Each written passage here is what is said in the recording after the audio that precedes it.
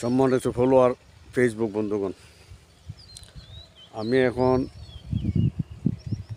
খোয়াই নদীর বাঁধ জাল্লাবাদ সংলগ্ন যে বাঁধটি বাঙ্গায় নিচে থেকে বাটি অঞ্চল প্লাবিত হয়েছিল বাঙ্গার কারণে, আমি সেই জায়গায় আছি।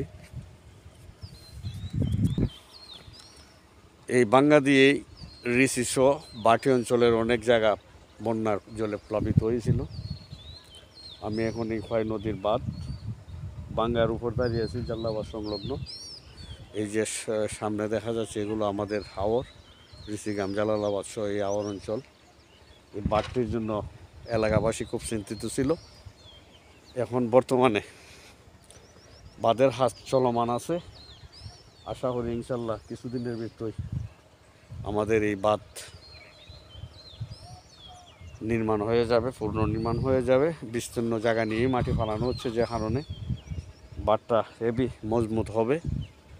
এই হলো আমাদের বাঁধ, আর এদিকে হলো আমাদের জালালাবাদ, আর এদিকে বাঁধের মাঝে কাজ চলছে।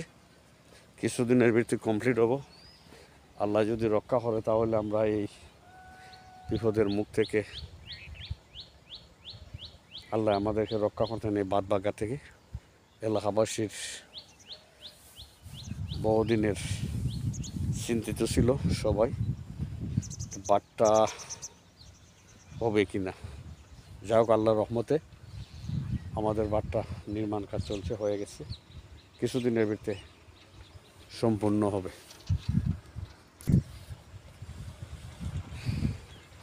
বাঁধের আপ ডাউনে উঠতেছি, কাজ চলছে নিয়মিতই, কিছুদিনের ভিতরেই হবে। একটা জিনিস দেখে আমার খুব খারাপ লাগলো, আমরা মানুষ জাতি কত খারাপ। দেখেন এই যে দেখেন এই বাঁধের, এটা কিন্তু পরিপূর্ণভাবে, এই বাঁধটি পরিপূর্ণভাবে পিচ করা ছিল। এই এজিংয়ের ইটগুলা খুলে নিয়ে যাচ্ছে। এই আমাদের স্বভাব চরিত্র বাঙালি জাতির। উন্নয়ন করে কি হবে? উন্নয়নের কিছু করে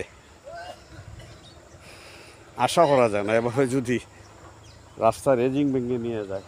আর এই হলো আমাদের সামনে এলো আমাদের খোয়াই নদী। এই বিস্তীর্ণ এলাকা নিয়েই বাঙ্গাটা ছিল। আর এদিকে হইলো আমাদের গ্রামের হাওর, এই খোয়াই নদীর বাঁধ। আমি খোয়াই নদীর বাঁধ থেকে সকালবেলা কুয়াশার চিহ্ন ভোরেরও, এখনো আলো দেখা যায় না।